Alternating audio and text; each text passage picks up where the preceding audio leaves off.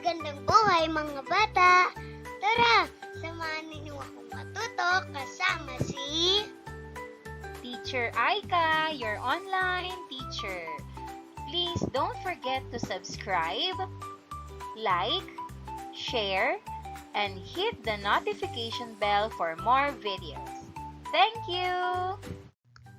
Revised K-12 Curriculum, GMRC Grade 5, Quarter 3, Lesson 6. Ang ating aralin ngayong araw ay tungkol sa pangingilatis ng kabutihan, gabay sa mabuting pagpapasya at pamumuhay.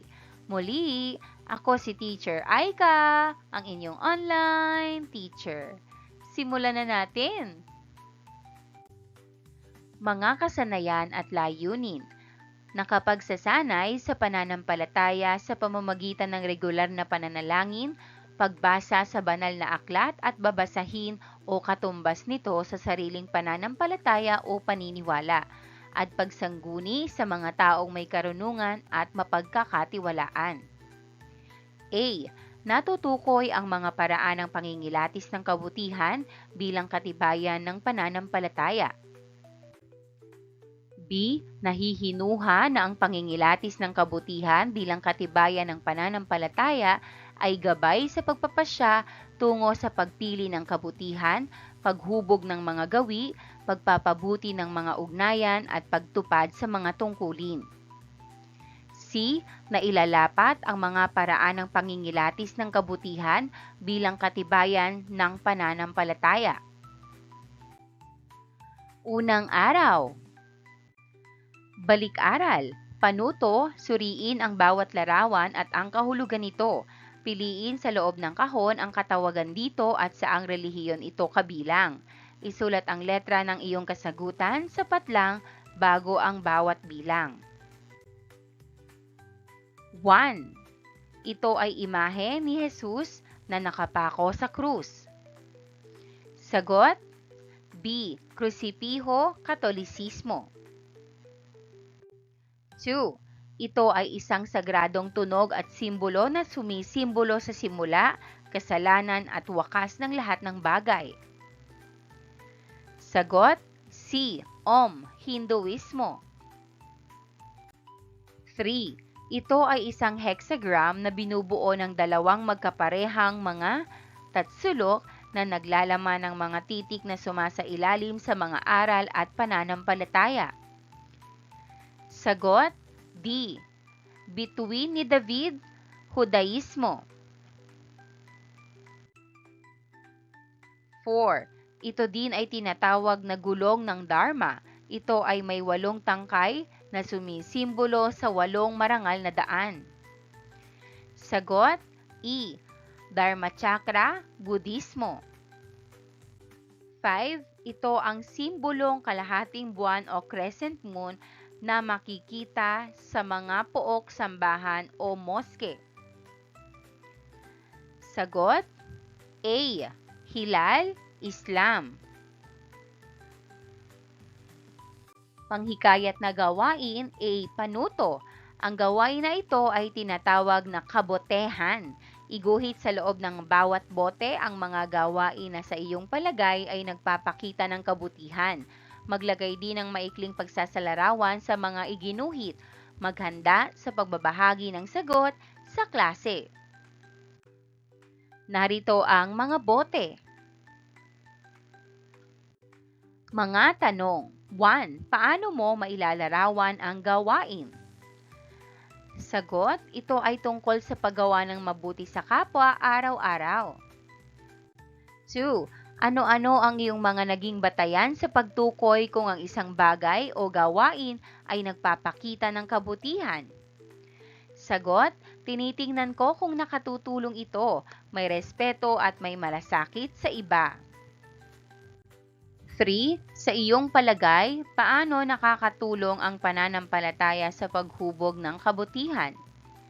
Sagot: tinuturuan tayo ng pananampalataya na magmahal, magpatawad at gumawa ng tama.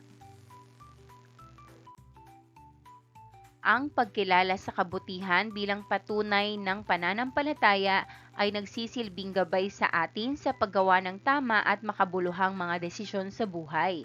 Sa simpleng salita, ang pagkilala sa mabuti bilang palatandaan ng pananampalataya ay nagtuturo sa atin kung paano magdesisyon tungo sa pagpili ng mga mabubuting bagay, pagpapaunlad ng ating ugali, pagpapabuti ng ating mga relasyon, at pagsunod sa ating mga responsibilidad. Ito din ay nagtuturo sa atin kung paano pumili ng mga bagay na magdadala ng kabutihan sa ating sarili at sa iba. Gayon din ang paghubog ng ating mga pagpapahalaga tungo sa mas mabuting direksyon. Bukod dito, itinuturo rin ito sa atin kung paano palakasin ang ating mga ugnayan sa pamamagitan ng pagiging mabuti, maalalahanin at pagkakaroon ng malasakit sa iba. Sa huli, ang pagtutok sa kabutihan bilang pundasyon ng ating pananampalataya ay nagtuturo sa atin na maging tapat sa ating mga tungkulin at maging mabuting mamamayan ng lipunan. Paghawa ng bokabularyo sa nilalaman ng aralin. Panuto, bilugan ang mga letra sa bilang na 3 o multiple of 3 upang mabuo ang hinahanap na salita. Maaaring gawing gabay ang kahulugan ng mga salita sa bawat bilang upang matukoy ang hinahanap na salita. Halimbawa, sagot, aral. 1. Ito ay nangangahulugang pagsusuri. Sagot, pagkilatis. 2. Ito ay tumutukoy sa mga bagay, kilos o katangian na may positibong epekto o kontribusyon sa kapakanan, kasiyahan at kagalingan ng sarili, ibang tao o ng lipunan bilang kabuuan. Sagot, mabuti. 3. Ito ay tumutukoy sa mga patunay o ebidensya na nagpapatunay o nagpapakita ng katotohanan o katumpakan ng isang bagay. Sagot, katibayan. 2. Araw, kaugnay na paksa bilang isa, mga iba't ibang pagsasanay sa pananampalataya, religious practices. Ang mga pagsasanay sa pananampalataya o religious practices ay malaking bahagi ng ating pananampalataya. Ito ay nag-iiba-iba depende sa relihiyon, kultura at tradisyon. Narito ang ilan sa mga pangunahing pagsasanay sa iba't ibang relihiyon. 1. Panalangin. Ang panalangin ay karaniwang bahagi ng halos lahat ng relihiyon. Ito ay pakikipag-usap o pakikipag-ugnayan sa Diyos o mga kinikilalang banal na nilalang. Maaaring ito ay pribadong panalangin o pampublikong ritual.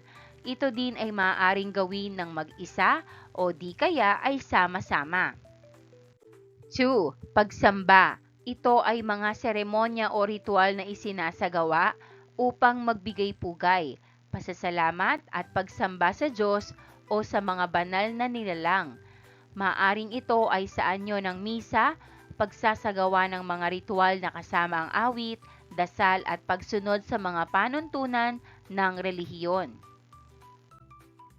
3.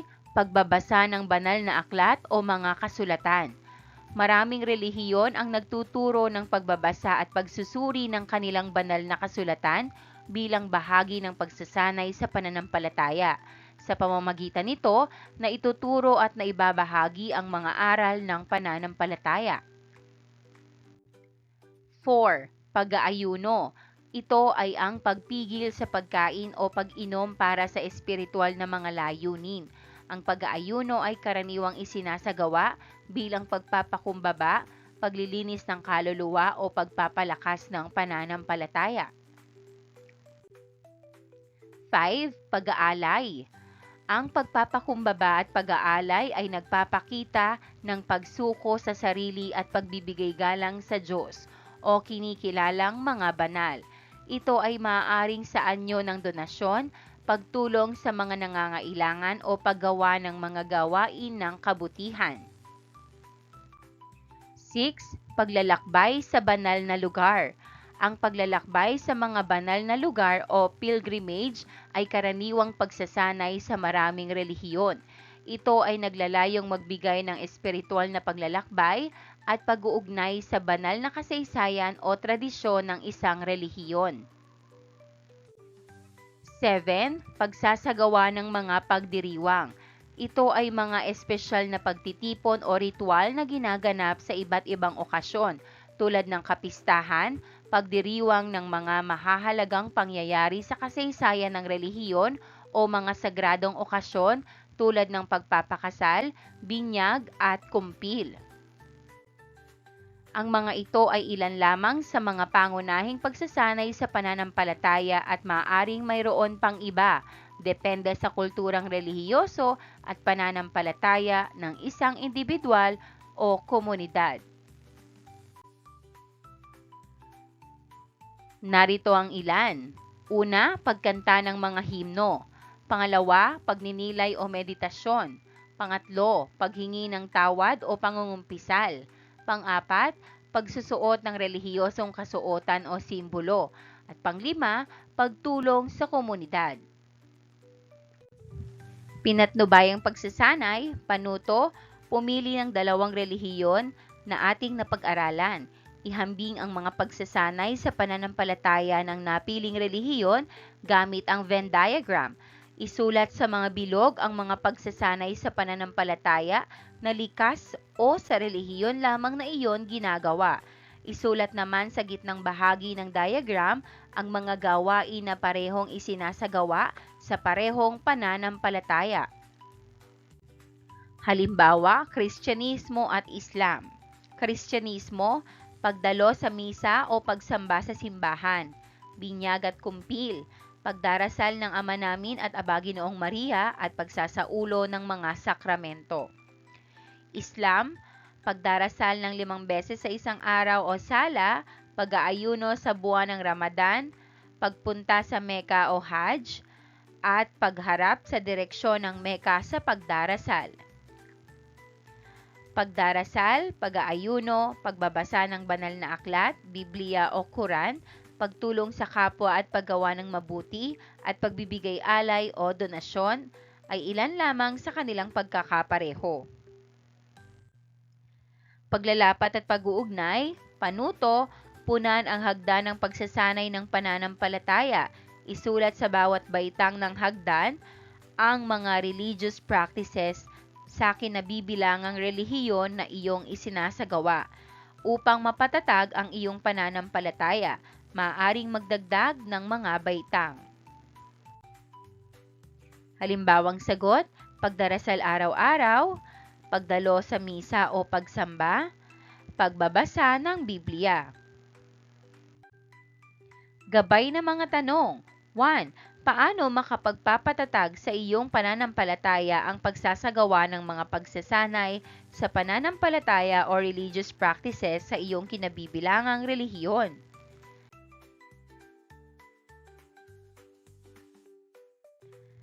Sagot, napapatatag nito ang aking pananampalataya dahil mas napapalapit ako sa Diyos, mas nauunawaan ko ang kanyang mga aral at nagagabayan akong gumawa ng mabuti araw-araw.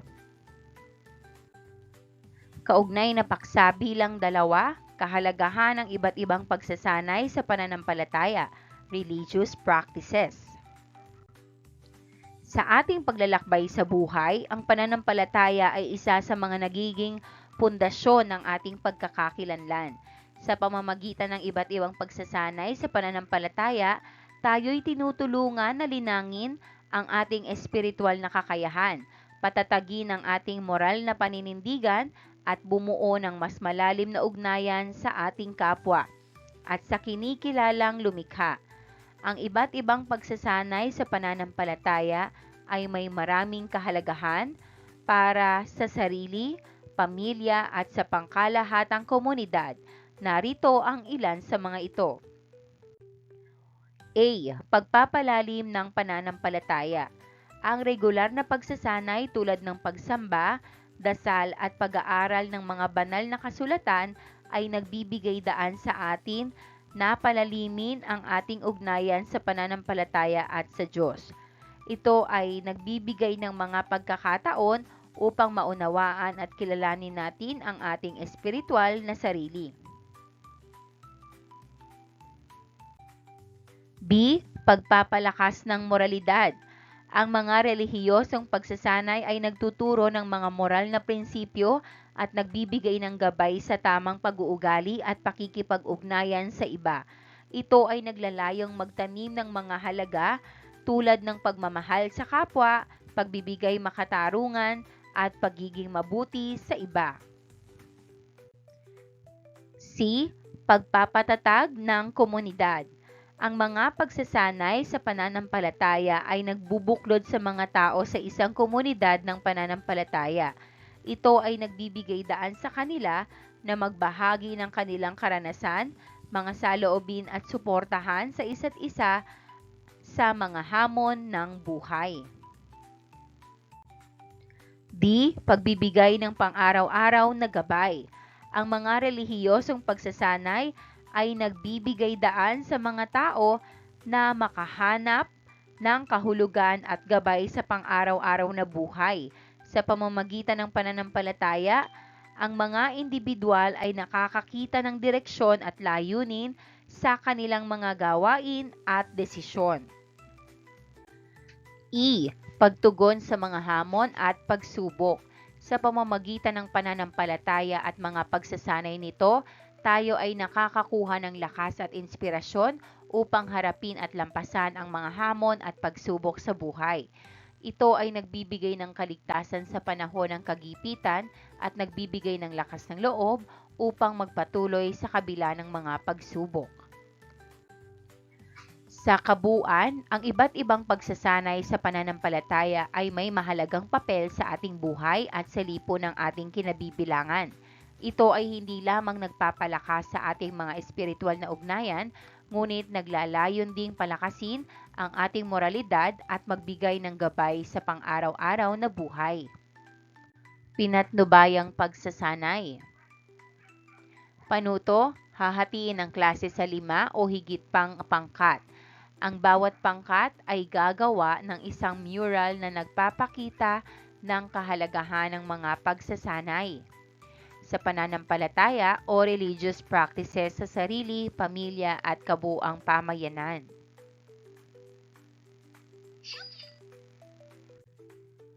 Mga kagamitan, puting kartolina, lapis o anumang panulat at pangkulay. Narito ang pamantayan sa pagmamarka.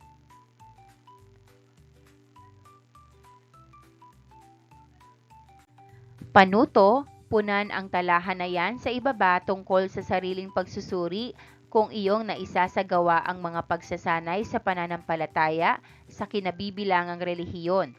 Ipaliwanag din kung bakit mahalagang maisagawa ang mga ito. Maghanda sa pagbabahagi ng iyong sagot sa klase.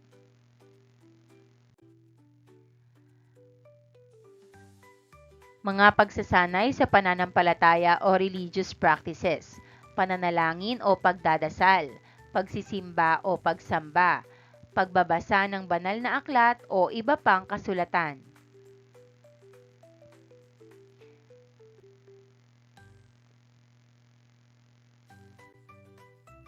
Pagdalo sa mga gawaing may kinalaman sa pananampalataya, pagbibigay ng donasyon o tulong, pagtulong sa mga nangangailangan, kaugnay na paksa bilang 3, mga paraan ng pangingilatis ng kabutihan, ikatlong araw. Ang pangingilatis ng kabutihan ay isang proseso ng pagsusuri at pagsasaalang-alang sa mga gawi, pag-uugali at mga aksyon ng isang tao upang matukoy ang kabutihang naidudulot nito sa sarili, sa iba at sa lipunan. Narito ang ilang mga paraan ng pangingilatis ng kabutihan. A. Pagsusuri sa mga gawi at pag-uugali. Ang una at pinakamahalagang hakbang sa pangingilatis ng kabutihan ay ang pagsusuri sa ating sariling mga gawi at pag-uugali.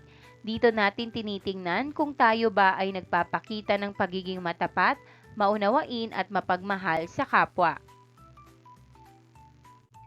B. Pakikipag-ugnayan sa kapwa. Sa pamamagitan ng pakikipag-ugnayan sa iba, nasusuri natin ang pamamaraan ng ating pag-iisip, pagsasalita at pagkilos, gayon din ng ating mga nakakasalamuha. Sa ating pakikipag-usap, pakikisalamuha sa mga grupo ng tao at pagmamasid sa kanilang mga aksyon, natutukoy natin kung ang mga kilos ay magdudulot ng kabutihan para sa sarili, sa iba at sa nakararami. C. Pagsusuri sa mga magiging bunga. Ang pagtingin sa mga epekto ng mga kilos ng isang tao sa kanilang sarili, sa kanilang pamilya, komunidad at lipunan ay isang mahalagang bahagi ng pangingilatis ng kabutihan. Ito ay nagbibigay sa atin ng impormasyon kung paano nakakaapekto ang isang tao sa kanyang kapaligiran. D. Pagkakaroon ng mga halimbawa. Ang pag-aaral ng mga modelo at halimbawa ng kabutihan tulad ng mga bayani, leader at mga taong may integridad ay nagbibigay sa atin ng mga patnubay at inspirasyon upang masuri ang ating sariling mga gawi at asal. E. Pananaliksik at pagbabasa. Ang pag-aaral at pagbabasa tungkol sa mga konsepto ng kabutihan at etika ay nagbibigay daan sa atin upang makahanap ng mga gabay at pamantayan sa pagsusuri ng kabutihan. Ito ay naglalayong palalimin ang ating pangunawa sa kung ano ang tunay na kabutihan at kung paano ito makakamit.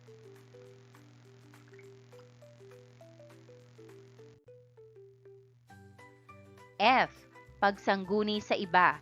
Ang pagsangguni sa ibang tao na may sapat na kaalaman at mapapagkatiwalaan ay mahalaga upang mapalalim ang ating pangunawa, makakuha ng tamang impormasyon, masuri ang iba't ibang perspektiba at maiwasan ang mga kamalian. Ito ay isang mahalagang bahagi ng proseso ng pag-aaral, pagkilatis ng kabutihan at pagdedesisyon sa ating buhay. Sa pamamagitan ng mga nabanggit na paraan, tayo ay nagkakaroon ng kakayahan na masuri at maunawaan ang kabutihan sa ating sarili at sa iba. Ito ay nagbibigay daan sa atin na maging mas mabuting mga individual at makapag-ambag ng positibong pagbabago sa ating mundo.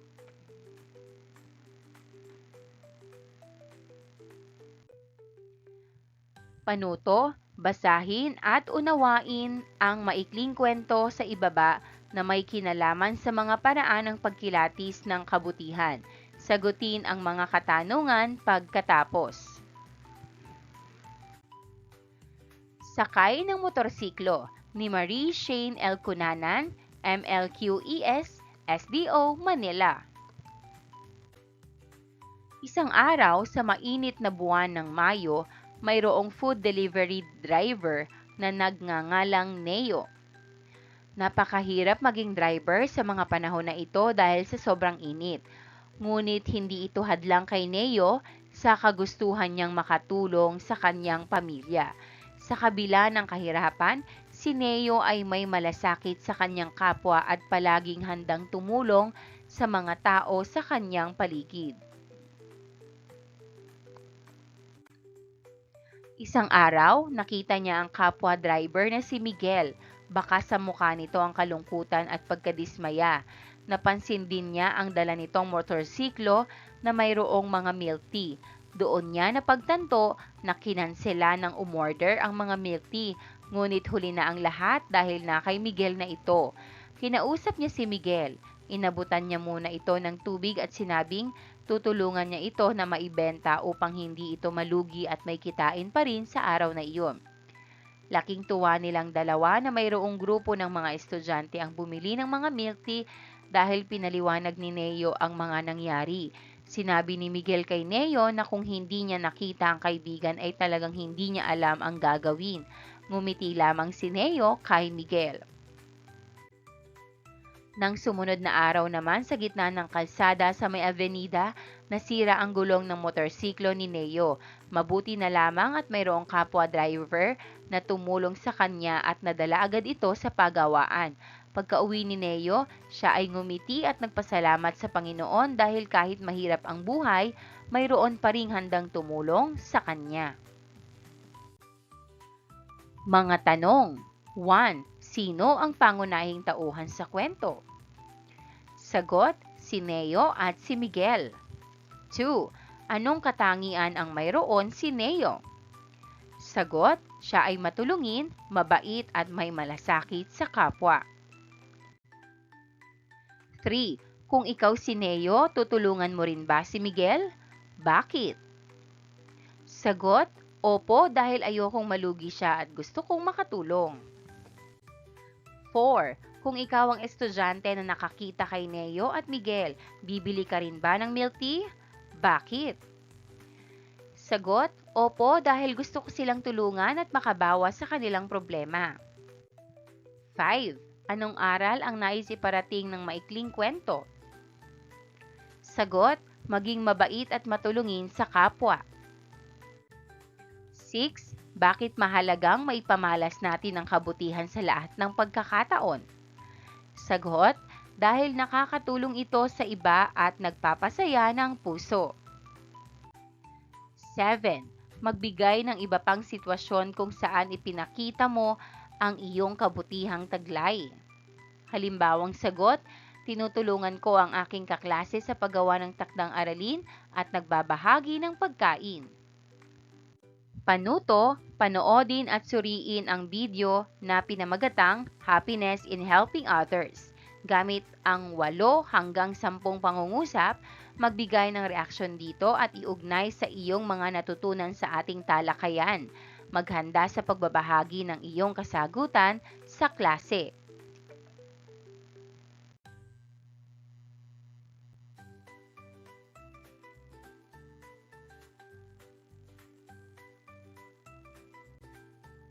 Ika-4 na araw.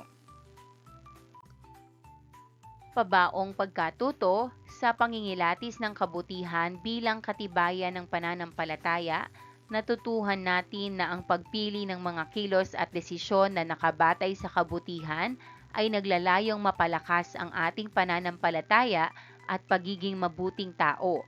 Sa pamamagitan ng ganitong proseso, tayo ay natututong magpasya ng may layunin na magdulot ng kabutihan hindi lamang para sa ating sarili, kundi pati na rin para sa iba at sa ating komunidad. Ipinapakita ng pangingilatis ng kabutihan kung paano natin maaaring hubugin ang ating mga gawi at pag-uugali upang maging mas makatarungan, maunawain at masunurin sa mga prinsipyong moral, sa pagsasabuhay ng kabutihan at sa pagkilala sa responsibilidad at tungkulin, nagiging mas handa tayong magtaguyod ng mas maayos at masaya na mga ugnayan tungo sa isang payapa at nagkakaisang pamayanan. Pagninilay sa pagkatuto. Panuto, kumpletuhin ang pahayag sa ibaba upang mabuo ang slogan na maglalahat sa nilalaman ng aralin tungkol sa pangingilatis ng kabutihan bilang katibayan ng pananampalataya. Gumamit ng isang pangungusap lamang. Maaaring ilipat ang ginawang slogan sa isang short bond paper at pagandahin ito sa pamamagitan ng paglalagay ng mga disenyo at kulay. Humanda sa pagbabahagi nito sa klase. Ang kabutihan ay tunay na pananampalataya na ipinapakita sa araw-araw na pagtulong at pagmamalasakit sa kapwa. Pagsusulit. Panuto, tukuyin ang pinakawastong kilos sa bawat sitwasyon. Isulat ang iyong kasagutan sa patlang. 1. Ang iyong kaibigan ay iba ang pananampalataya sa iyo. Kaarawan mo at inimbita mo siya sa inyo upang makikain. Ngunit sinabihan kanya na hindi sila maaaring kumain ng ilan sa iyong mga handa. Ano ang nararapat mong gawin? Sagot, igalang ko ang kanyang pananampalataya at maghahanda ako ng pagkaing maaari niyang kainin. 2. Isang hapon ay naglalakad kayo ng iyong mga kaibigan. May nakasalubong kayong isang prosesyon. Pinagtawanan ng ilan sa iyong mga kaibigan ang mga kasali dito dahil sa kanilang mga kasuotan at sinasayaw. Ano ang maaari mong sabihin sa iyong mga kaibigan na pinagkatuwaan ang nasabing gawain? Sagot, sasabihin ko sa kanila na huwag pagtawanan ang prosesyon dahil bahagi ito ng kanilang pananampalataya at dapat igalang. 3. Nagsasagawa ng misa sa inyong paaralan. Napansin mong hindi nakikinig at nakikilahok sa gawain ang iyong mga kaklase at alam mo namang hindi iba ang mga pananampalataya ng mga ito. Ano ang maaari mong gawin? Sagot, maipapaalala ko sa kanila na makinig at makilahok ng maayos sa misa bilang paggalang. 4. May mga namimigay ng mga banal na babasahin sa tabi ng daan. Binigyan kanila nito at sinabing hindi hadlang ang pagkakaroon ng ibang pananampalataya upang ito ay basahin at isabuhay ang kabutihang itinuturo nito. Ano ang nararapat mong gawin? Sagot, tatanggapin ko ito, babasahin at gagawin ang mga mabubuting aral dito. 5. Araw na walang pasok kaya nais mong yayaing maglaro ang isa mong kaibigan. Dinatnan mo siya sa kanilang bahay na taimtim na nananalangin. Ano ang iyong nararapat gawin? Sagot, hihintayin ko siyang matapos magdasal at igagalang ko ang kanyang ginagawa. Pagsusulit, B. Basahin at unawain ang bawat pangungusap at tukuyin kung anong gawi sa pangingilatis ng kabutihan ang isinasaad nito. Isulat ang letra ng iyong sagot, sapat lang bago ang bawat bilang. 1. Ang pag-aaral ng mga modelo ng kabutihan tulad ng mga bayani, leader at mga taong may integridad ay nagbibigay sa atin ng mga patnubay at inspirasyon upang masuri ang ating sariling gawi at asal. Sagot, D. Pagkakaroon ng mga halimbawa. 2. Sa gawi na ito ay tinitingnan natin kung ang ating mga kilos ay nagpapakita ng pagiging matapat, maunawain at mapagmahal sa kapwa. Sagot, A. Pagsusuri sa mga gawi at pag-uugali. 3. Ang paghingi ng payo sa ibang tao na may sapat na kaalaman at mapapagkatiwalaan ay mahalaga upang mapalalim ang ating pag-unawa. Makakuha ng tamang impormasyon, masuri ang iba't ibang perspektiba at maiwasan ang mga kamalian. Sagot, E. Pananaliksik at pagbabasa. 4. Sa ating pakikipag-usap, pakikisalamuha sa mga grupo ng tao at pagmamasid sa kanilang mga aksyon, natutukoy natin kung ang mga kilos ay magdudulot ng kabutihan para sa sarili, sa iba at sa nakakarami. Sagot, B. Pakikipag-ugnayan sa kapwa. 5. Ang pagtingin sa mga epekto ng mga kilos ng isang tao sa kanilang sarili, sa kanilang pamilya, komunidad at lipunan ay isang mahalagang bahagi ng pangingilatis ng kabutihan. Sagot, C. Pagsusuri sa mga magiging bunga. Gawaing pantahanan o takdang aralin. Panuto, obserbahan ang iyong pamayanan, suriin ang kilos ng mga taong naninirahan dito. Pumili ng 5 kilos na sa iyong palagay ay nagpapakita ng kabutihan at isulat ito sa iyong kwaderno. Maghanda para sa pagbabahagi nito sa klase sa susunod na araw. Maraming salamat sa panonood! Huwag kalimutang i-like at mag-subscribe para sa higit pang educational content. I-click ang bell icon para ma-update ka sa ating mga bagong video. Salamat!